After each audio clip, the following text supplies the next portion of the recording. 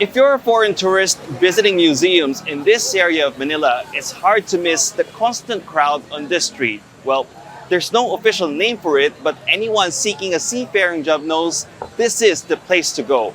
And as you can see, despite escalating dangers along critical shipping routes, there are people here. More than a quarter of the world's sailors are Filipinos. Gerald considers himself a veteran. He's been working on cargo vessels and tankers for 15 years. But he says he's never had to face fear and uncertainty before the Iran war. When it started, he was already due to return to the Philippines.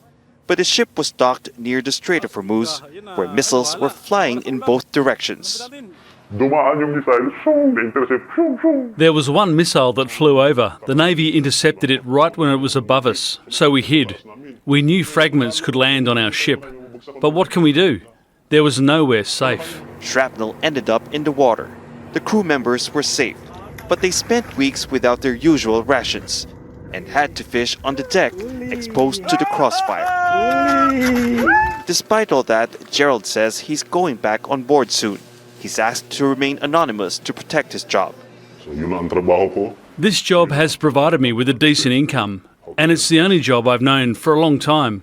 I can't just go into business or farming. That's easier said than done.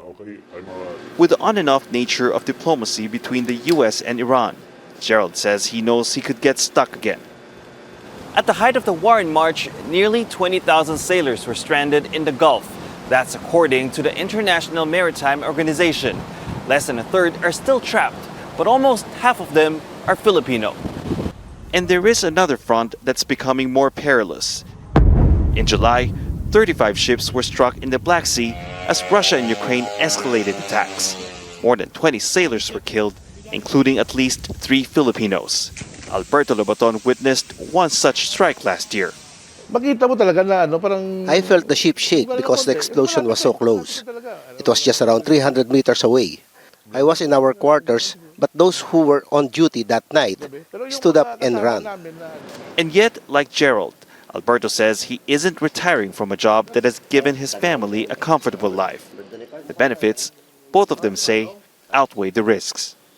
Barnaby, Al Jazeera, Manila.